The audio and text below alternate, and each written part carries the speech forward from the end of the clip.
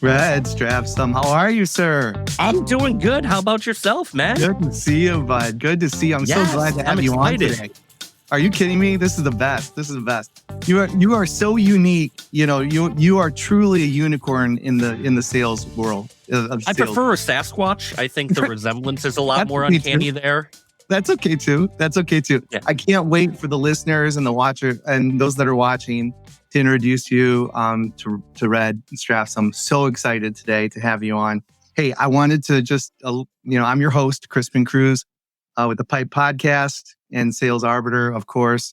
And in the Pipe, we always talk about this, Red, but what's Pipe stand for? Of course, sales process, sales initiatives, sales prospecting, and sales experiences. So we're going to try to unpack some of that with you today. And just so glad to have you on. So, hey, do you mind if we jump right into it? So kind of tell the viewers and the listeners, where what part of the world you run and where you've been, what you've been doing to kind of get this whole broken salespeople thing going. I don't think I run any part of the world. I don't have that like Godfather marionettes by any stretch of the imagination. Right. I'm based out of the East Coast. I'm Connecticut. I'm basically halfway Boston to New York. Drop a pin in the middle. That's right where I am. Oh, yeah. But I found a lot of people who are fans in Europe and Australia. Like, I'm pretty worldwide now, which is a blessing in a lot of ways. But there's no, it's not so much a geographic area that I found a lot of sympathetic and empathetic people. It's really about finding people who want a better message, who know that sales is broken in a way. And until we change something, if we keep living by these good old boy rules, we're not going to get better. Nothing's going to get fixed. And it's kind of the marching drum of the brokenhearted in a way. Oh, I love it. Yeah. The marching drum of the brokenhearted. So how do we do that? How do we change the mindset? How do we change people's perception of those types of things? I mean, whether you're in this crazy world of sales, or if you're, on the other side of it, like from a prospect perspective, where do we start with that, Ed? Well, I mean, you literally already mentioned it. You start with the thoughts. It's the TFAB, the thoughts, feelings, actions, behaviors. You have to start with the thoughts that are in your head. What are you thinking about? What's important to you? And how do you think about the sales process as a whole? That's what really changed for me. That's what's taken me to the next level, is realizing and taking the time to think about how sales got to be the way it is now. And it's a lot of sales trainers selling directly to, sales directors, VPs, top of the organization, and not listening to the people at the ground level. So the message appeals to that VP of sales, that chief revenue officer, but doesn't appeal to the customer. So that's why got such this hard on for scalability. So much like, okay, well, make more calls, you'll make more money. Like these easy answers that don't work when you're actually down at the ground level. Sure. So what I teach more than anything else, how do you understand yourself? How do you understand your customer? How do you understand what's wrong with sales and why so many people want a rep-free experience? And once you have those thoughts in place, you can change your feelings, then you can change your actions, then you can change your behaviors. And it's all about that emotionally intelligent sales process. Man, you start out with how you see yourself. Boy, that is tough. You're asking some when you're looking in the mirror, you're asking some really tough questions, Red. Yes. Yeah. Hold on. Yeah, that's okay. Make the technical issue that I realized my battery came unplugged. So before you lose me. No, that's all right. We love throwing in the mix. So I'm gonna, as you're unpacking that, when we go through some of the training with Sales Arbiter, for example, and we talk about that, we say, boy, if you don't have a good perception of who you are, and you're not able to work it out in the 6 inches between your ears, then how do you think you're going to be able to help others? Right? Well, and not just understand yourself, but who are you in this scenario? One of my favorite books is Building a Story Brand by Donald Miller. And understanding that as a salesperson, I am not the star of the show. My customer is. Yeah. It's my job to be the Obi-Wan Kenobi to hand them a lightsaber so they could accomplish their goals. Mm-hmm. My job isn't to be Luke Skywalker and change the galaxy. It's supposed to help them. And once you realize that and you realize the client is the hero of the story, that thought alone can change almost the feelings, actions, and behaviors that you take too. That's right. That's right. The client is the hero of the story, and they are the center, at that moment in time. And that's where we forget, when we talk about, we talk about the prospect and the engagement that you're having with the prospect, right? Yeah. And there's two things that I always love for people that we work with to focus on. One is active listening, right? Yes. And the two is questioning strategies. Because when you put those two together, then you gather a significant amount of information from someone.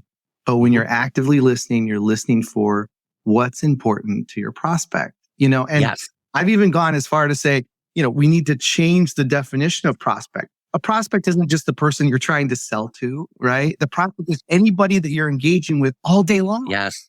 Right? I completely agree. And I want to actually add one more thing is when you're talking to them, I want you to change your goal of the conversation. The goal of the conversation is not to sell them. The goal of the conversation is not to win this debate or this negotiation. The goal is to solve a problem for them. Mm-hmm. If you cannot solve a problem for your customer, you do not deserve to ask for a sale. And once you approach the sale process in that way, it changes everything. It's no longer salesperson versus customer. It's not that contentious relationship. It's now you and the customer versus the problem. And once you can approach it from that angle, it changes the dynamic completely. And now you're listening already. Like that's going to lead to the active listening that you teach. Yeah. Yeah. That's so good. Oh my gosh. Like, this is how much I love sales, is that when you say something like that and it's so delicious, like my mouth actually waters. Like it's like, I can taste it. Just it's a Pavlovian response. Yes. Yeah. Right. I mean, I was just saying, that's exactly what it is. It's so good. All right. So let's switch gears a little bit. So tell me a little bit about the broken salesperson. How did you come up with what? Let's tell our listeners and some of our watchers, how does that even come to be? How did it comes to be by being broken, by being beaten and battered for close to a decade of bad sales processes. There's a joke, and I say this a lot. There's a comedian named Tommy Johnigan, and he tells a joke that he says, after his girlfriend broke up with him, he didn't cry like a baby. He cried like a grown man because babies don't have the lung capacity to make the noises that he did. That's the level of broken I was at.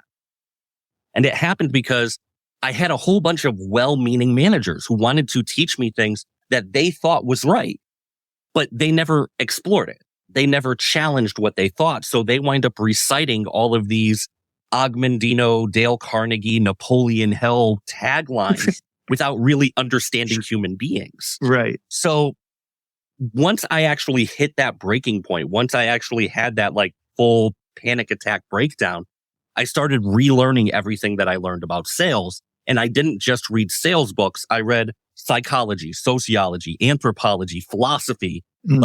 Once you look at the overall human condition and not just sales, it completely changes your mindset and you start looking at people as people and not KPIs.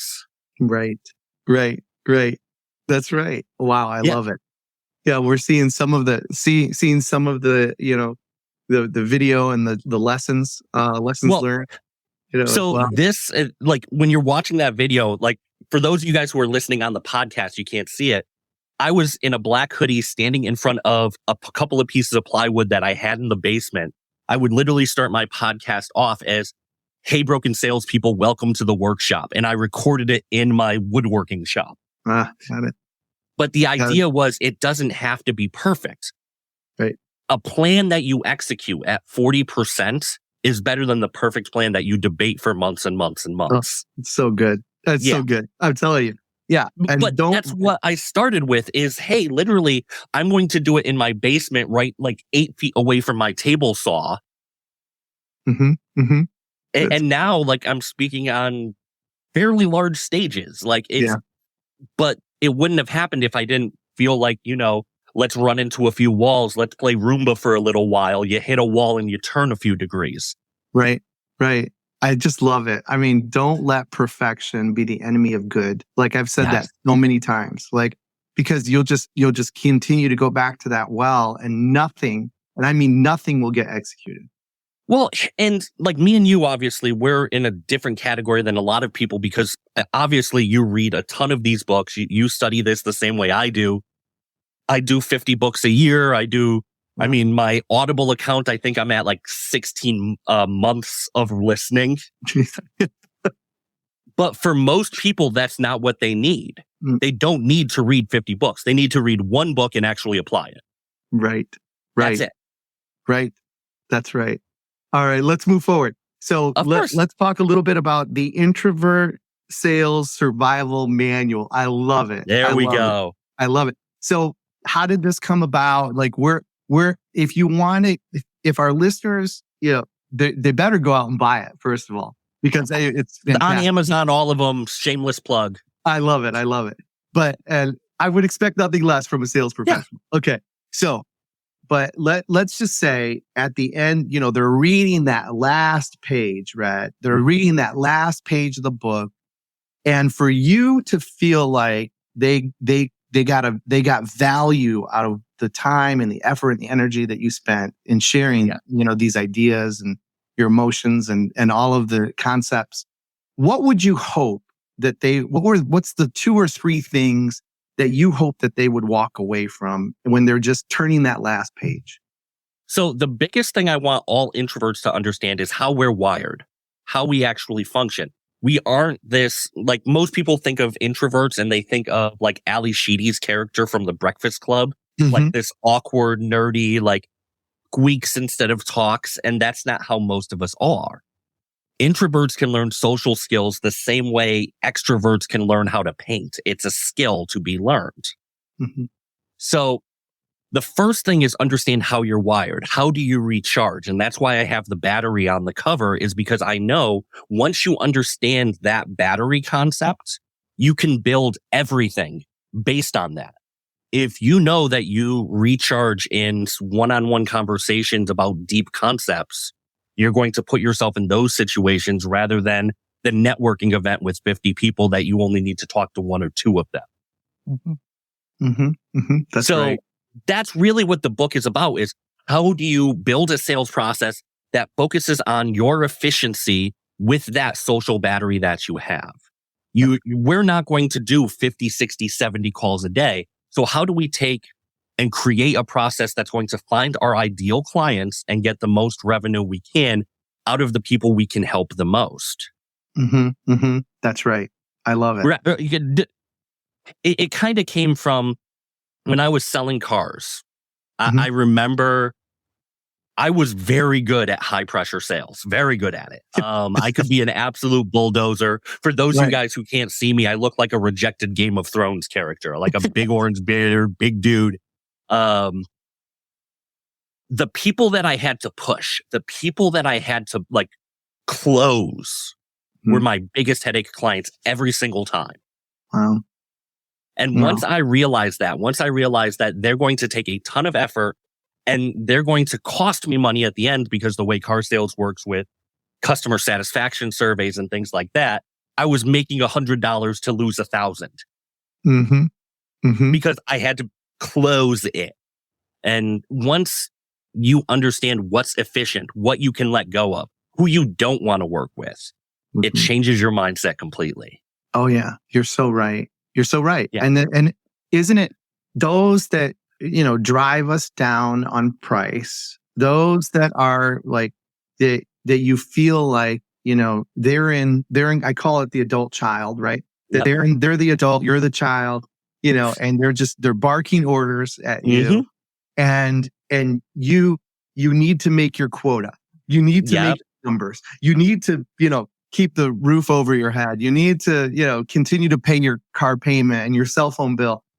And you're thinking to yourself, I already know that I'm just going to simply transfer this problem to now the operations division. I already know that that this client or this prospect is going to be one of our worst clients. Yeah. And so you have to be able to stand. And you just have your face on a dartboard in the customer service department. That's right. That's exactly right. And you have to be able to stand strong and say to yourself, not every prospect is going to be a good client. Yeah. Right. And that's perfectly fine. If you can sell to everybody, you sell to no one. Like, you're not selling, like, even if you sold something as great as cereal, there are people with like celiacs who can't eat it. Like, it doesn't matter what you sell. There are going to be people who don't like it or can't have it. Yeah. Yeah, that's right. It doesn't matter. It's how do you build a process that you're working with the people you actually want to work with rather than chasing quota, which in most cases is a garbage number to begin with anyway. Mm-hmm. Can we talk about that for a second? Like, how bad quota culture within sales is when we have so many companies at 40% quota attainment or less? What's that do to a workplace when 2 out of 3 people within a sales force is feeling like a failure every single day? And then we talk about office culture. Yeah. Really? That's what you care about? Yeah, you're right. So then when you talk about, one of the things that we do discuss, pretty deeply with our prospects and our clients is what processes do you have in place though? So, yes. I mean, that doesn't mean that you don't have a belief in sales process. It's 100%. Just you have a belief in the right sales processes. Yes. Well, and it's not just about sales process, but think about the emotional health of the people within that process, the people who have to execute it. Taking that process word again, how do most managers, most like VPs, most CROs come to the quota number? Well, they look at last year's sale and they add 20%. That's the entirety of the process. Or worse, 80%. Yeah. But that's how often, like, they don't look at economic trends. They don't look at anything. It's like, no, I think we could do 20% more. Let's aim for that. Right. From what? Where is it going from? What's the strategy for that? Don't just pull a number and expect to hit it. Like, oh, we wrote down our goal, so now we have to attain it. I read The Secret and I know these things. No. Yeah, right. Yeah. You're just sending it out to the universe. You know it's going to come back. Yeah, no, it's not. It's not. Stop that.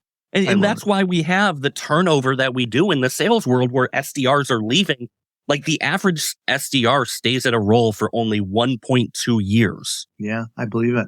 The recruiting process is more expensive than actually paying them. Yeah, and probably less since COVID. I mean, if you think about it, because... Well, I think before COVID, it was like a year and a half to a year 8, like a year 8 months. Okay. Now it's at 1.2. Wow. Amazing. Yeah. That's amazing. It probably started, like, dropped even more. I haven't seen stats from the last few months. Right. But with a massive layoffs at, think of all the companies, Microsoft, Google, Salesforce, like, basically throw a dart at tech companies and you'll find one that laid off 10% of its workforce. Yeah. Deborah R. Richardson says, too funny, just like budgeting. Yeah. Let's cut our costs. Let's cut our costs by 20%. From where? Right. How? How? We'll just find it. We'll just find it, and then all of a sudden, like, you have that cheap pink granulated soap in the bathroom. That's right. It's just, and there's you have to put a quarter in to flush the toilet, like the coin operated toilets. Like, maybe it comes from there. Who knows? All right. So let's talk about this year. Yes. Now, listen, I don't know about your clients. I don't know about your, the people that you serve, but for Sales Arbiter's clients, they're looking for ways to grow. They want to know, like, how are we going to get this done this year? So, Red, three things that you would like our listeners and viewers to kind of focus on to grow their business this year. What are some of the recommendations that you would have for businesses that are out there that are looking, to grow their revenue and really maybe even their culture, in a way? My biggest thing that I would say is take your foot off the gas on customer attainment and focus on customer growth. So the customers that you already have, spend more time trying to Make products specific to problems that they're having. Talk to them about what issues they're having and solve those for them. Customer attainment costs 5 times. It's 5 times more expensive than actually growing your current client base.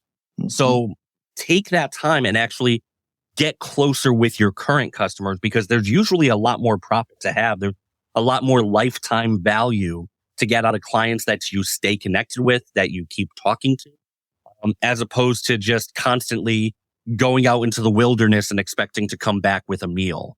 Everybody's trying to do that. That cold relationship is not, it kind of breeds suspicion, I'll say. Mm-hmm. Mm-hmm. So find the people you're already connected with. Get better at asking for referrals, because those are warm leads that you get for almost nothing, because you've already treated somebody the right way.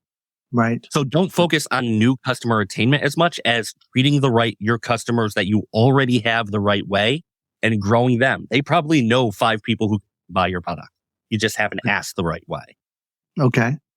That sounds good. Now, you haven't given up the ghost on finding new clients or customer, new customers. I mean, but I'm not going to chase new clients as much.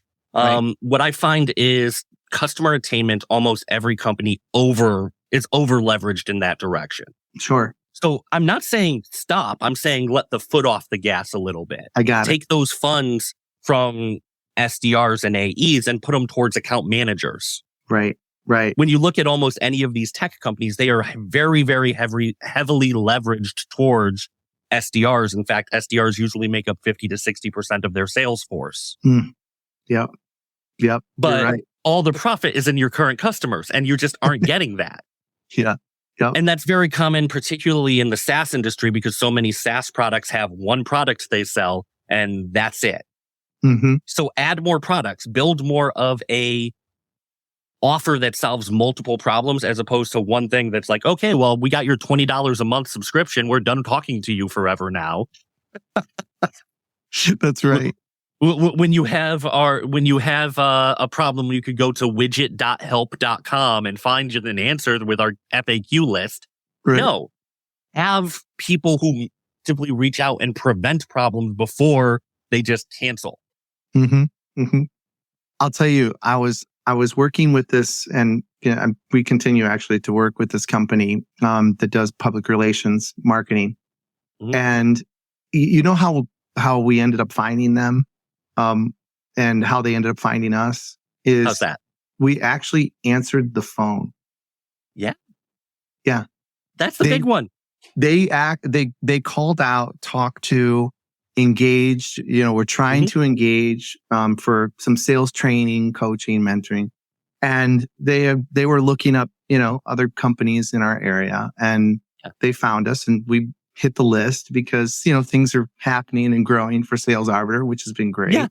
But they called and we actually answered the phone. They said, well, that's one down because now listen to this. They called 6 other companies and had to I'm not even shocked is the worst part. And had to leave a message. I mean, not even shocked. It's amazing if you think about it. Like, and this is part of what's going on now in the business world as a whole. We're building things that are business smart, customer stupid. Like, it's really smart to let it go to voicemail and just call them back when you need to. Like, business wise, from a scalability perspective, you don't need somebody sitting and waiting to answer the phone all day. Right. But for the customer, you're not answering their questions in the way they want it to be answered. Yeah. Yeah. But again, it's business smart, customer stupid. I love it. It's just perfect. I mean, I'm telling you, our listeners and viewers are getting nuggets today, golden nuggets. I love it. All right. So that's what I try to do. I'm not just bright orange. I like to try to bring the gold when I can. I love it. All right. So listen, author, I'm going to read the list because the list goes on, and I'm sure I didn't capture all of them, right? Yeah. Author, speaker, trainer, mentor, coach, presentation guru. I mean, sales guru.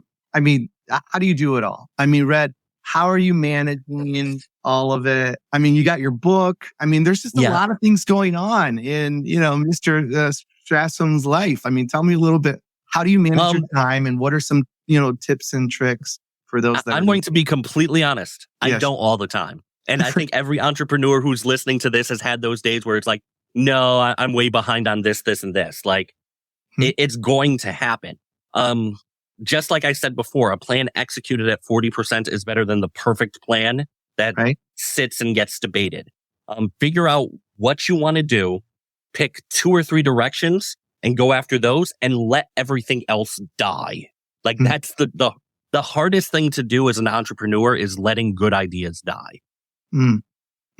Because most businesses won't fail because they run out of capital. It's because they're trying to do too much at once. So instead, take that time, figure out what your priorities are. I wanted to write a book last year. I wrote a book last year. Like that was something that I knew I needed from a credibility standpoint to get on more stages, to get more clients, to get more, et cetera, et cetera, et cetera. So that became a priority. I let my podcast kind of slip a little bit in order to execute that. And that's fine because I knew what was most important, what would bring the most, energy to, like, what I could leverage the most, what effort I could put in that would create the most results. That's good. But it's going to be okay. Like, you're going to drop the ball. Like any entrepreneur who's listening, like, you are going to get frustrated with yourself. You're going to look at somebody like you, somebody like me. You hear these, these resumes that people like us have and get overwhelmed. We don't bat 1,000. Neither of us do. No, we don't, sir. No, we don't. Yeah. We don't. So accept that, batting 400 is still Hall of Fame numbers. That's right. I've got proof that I don't, if you want to see it, I've got proof that I don't bat 1,000. It doesn't always work that way. Yeah. And you're, again, like, what's your priority? I have a 2.5-year-old daughter with autism. I spend a lot more time with her than I do writing on a week-to-week basis. And I'm happier that way because of the way things are going. So don't worry about, is it perfect? Am I doing everything I can? I didn't accomplish this. Like, what's your priority? Accomplish those. My daughter has to be healthy. My daughter has to be fed every day. She's spoiled that way. I'll kind of do the humble brag that we get to eat every day. Right. Yeah. But like, those are the priorities. The book, I released it in December. If I released it in January instead, nothing would have changed. Yeah. Give yourself some credit. Let yourself realize sometimes it's just got to be where you want it to be. That's great. So Red, what's on the agenda for this year? Tell our viewers, our listeners, where are you going? And at the end of this year, if you were to say, wow, I had a very successful year. Where, what's on that list of goals for you? So it's really tough to kind of, like, I'm going to be doing a lot more speaking. I'm getting ready for, at the end of the month, I'm speaking Katie Brinkley, the Social Profit Lab. That's my next big conference that I'm doing. I'm speaking about building ideal customer avatars and building that story the right way. That's the next big conference. I'm planning on writing at least one more book this year. Wow. But more than anything else, like, I don't want to talk about what I want to accomplish this year. My overall goal is I want sales to be a healthy environment. I want it to stop being this toxic realm where nobody wants to talk to salespeople anymore because we've turned into these, Glenn Gary, Glenn Ross clones. When we have 83% of customers saying they want a seller-free, rep-free experience. Like, I want to change that. I want to make sales someplace that we're proud to be a part of. That's right. Like, when we tell somebody that we're salespeople, they think of, like, Danny DeVito and Matilda with that cheap, like, seersucker suit. Yeah, that's right. Or like Robin Williams and Cadillac Man or something like that. I want to make sales a profession that's worthy of aspiring to.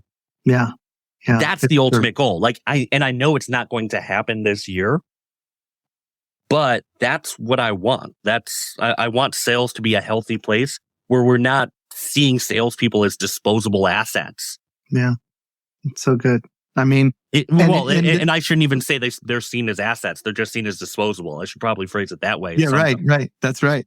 I mean, and here's what I find so crazy about that is that, and I believe that you're part of this movement, and I'll call it that, a movement, Yeah. is that those of us that get it, like we really get it. Like, and we treat this as an honorable profession, and we want to, inspire and make positive change within the cultures of those that we serve. And we're passionate about making sure that we, that we impact the businesses that we serve in a very positive way. And even the word business doesn't sound right or feel right in my palate, because it's the relationships that we build and those within it that we want to we want them to reach a level that maybe they never expected to reach. But let's look at the way we sell and wonder, like, we can't be surprised that it's become so unpersonal. Like almost every company I listen to now, every customer company that I train has the same sales pitch. We could help save you time and money on. If you're selling like that, get the fuck out. Like, seriously, like, change things. Right. Like, everybody can save time and money. What's the priority? What headache do you solve? What frustration? What is I hate to say what's keeping them up at night, because everybody says it that way, but what's going to get rid of that ulcer in their stomach? That's right. Yeah. But we're not looking at it that way. We've depersonalized it, and we've started our very first pitch. We can help save you time and money on. You're talking about quantifiables. You're not talking about emotions. Yeah. And what's truly, like, when you get really down to it, Red, like what's the compelling reason of why we're even talking today? Like what's compelled you to really have this conversation with me, so I have a good understanding of what your needs are, right? Exactly. And all salespeople sell the same thing. We sell change. Everything that we do is about getting a customer to change a behavior. I mean, even if it's moving from Cinnamon Toast Crunch to Frosted Flakes, like whatever it is, like, we're trying to sell change in some way, shape, or form. Once you understand that, people are scared of change, and we're not approaching it with that level of empathy to actually start even there. It's so good. So, like, people are afraid of change, and that's what every salesperson is doing. It's like, okay, change this. You'll save time and money if you do. You'll save 15% if you switch to Geico. Like, it's all change, but we're not approaching it like, how stressful is that change? Yeah, that's good. That's so good. Yeah. I love it. Well, thank you for that. So, hey, I mean, we've had some great insight here. I'd like, with your permission, to jump into the Sales Arbiter 7, if you're okay with that. I'm here for it. Okay, good. And so and if you've seen or listened to any of the podcasts before, this is one of the things. Now, this is really the information that our viewers and listeners want to know about you, right? And so when we get down to it, this is just one of those tributes to my friend James Lipton. And, he used to do this on Inside the Actor's Studio. He was great with it. I can't even compare to how he used to manage this with his audience. But I really found it very interesting to get some of these answers from the guests that we've had on. So I'd like you to try it, see how it goes. Yeah. All right, let's go. So the first one, let's go. So what is your favorite word, Red? What's your favorite word?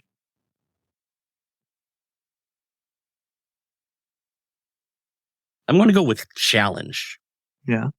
Like, the idea of, like, maybe it's that chip on my shoulder that I had is like I used to be a skinny ginger kid. Like from that, like, that chip on my shoulder, like, hearing about a challenge, overcoming a challenge, like, even, again, like, extending yourself. Like, I like that.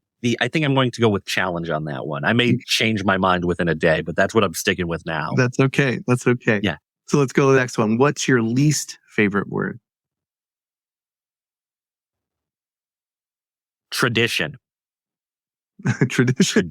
So there's a guy that I follow on YouTube, and he explains tradition as peer pressure from dead people. And once I heard that and I started looking at the way we sell, I see that as one of the biggest obstacles that we have in the sales industry is trying to get over this idea of, well, this is the way we've always done it. Right. That tradition is what I want to fight against. Like, our job is to get people to trust us. Yet so many people go out wearing a suit looking like a politician and wonder why people don't trust them. Wonder why that is. Yeah, like if you wear if you dress up like politician, mortician, banker, there's going to be a reason people don't trust you. There's a reason I'm in a monochrome t-shirt and I look like I've got the big bushy beard. Right. I love it. Great. All right. What's something that could make your day, Red? What's something that could make your day? I'm a very simple man. I'm going to go with slow cooked meats. Like a brisket, a stew, a pot roast, like slow cooked meats. There we go. I am a voluptuous man, but that is, that's probably one of my go-tos. That's great. Yeah. Okay. What's something that could ruin your day? I suffer from migraines, and that derails the whole day. Like I'm literally face down with an eye mask on for a full. That ruins too many days sometimes. But yeah, there we go. Yeah. See, something I bet you our viewers and listeners didn't know that about. Probably not. So there we go. Okay. What noise or sound do you love? So I work on my own cars. Mm-hmm. Partially because that's just the way me and my family grew up. We're just too cheap to pay for labor in some cases. So I'm going to say an engine and a car running the right way. Like no brake squeak, no like serpentine belt squeak, no bubbles, no blinking lights, no nothing. Like just a car running without problems. Right. That's great. Great. All right. So opposite of that, what sound or noise do you hate? Any of those previous ones. Any of those, like, squeaky barrel, like any of those, like the check engine light bang is the worst. Anything with an evap sensor drives me nuts because sometimes it's you screw the gas cap. Sometimes you're taking apart the entire exhaust system. I'm going to go the bing from the check engine light. Yeah. I just find it so interesting that you're, and that's a lot of what we do. We tinker, right? We tinker and we try different things and we do something different, Well, I'm very lucky in the fact that I grew up, like me and my father do pretty much everything. Like I've fixed everything on a car but the upholstery. We've replaced transmission, we've done body work, we've painted, we've rebuilt engines, like you name the list. Then within the house, we've added roofs, we've built bathrooms, we've built full apartments. You name it, we've done it. Like right over here is the finished basement that I usually sit in that we did ourselves. Right. But once you understand that and you understand, okay, like the spatial side of it, like if you move this, it's also going to affect this. Mm-hmm. That thought process has changed my sales career in so many ways because you realize, okay, well, if you dial up more calls, okay, you may get more sales, but you may also get more burnout, more employee churn, more. So it's nothing happens in that perfect vacuum. Mm-hmm. That's right. That's exactly right. Oh, love it. Okay. So last one, what profession other than your own would you have liked to attempt? I mean, I kind of am attempting it in a way, but I'd probably go author more than anything else. Like just pure writing. I love, again, I'm obviously an introvert given I wrote a book on introversion. I think that's a safe assumption for most people to make. But the ability to work, sit in silence, and then kind of present my findings to people. Yeah. Like I have no problem talking on a podcast like this, talking on a stage, but I love the idea of I work alone for 80 hours and I present for 2. Yeah. Like I love that part of what I already do, but I would just go deeper into author. possibly do fiction, do something else, but always it'll be that writing, creation, something along those lines. That's great. That's great. Yeah. Well, Red, tell people how to get in touch with you. Tell people how to find you. You could send a raven to brokensalespeople.com. That's easy. Find me on most of the social platforms. Red Stafstrom, STAFSTROM. The platform I'm most active on is LinkedIn. I have a little lion emoji next to my name. Pretty much if you put Red STAF, I'll probably show up. Oh, you got the picture up already. There we go. There we go. Yeah. There we go. So, all right. Well, Red, listen, has been awesome having you on today. It's just great having you on today. Thank you for sharing your sales insights and knowledge with our listeners and viewers today. And I always close the show by letting everyone know out there, listen, keep smiling like Red, keep moving forward and making things happen this year, and keep selling and have fun doing it. Thanks again. All right. Awesome. Great being here.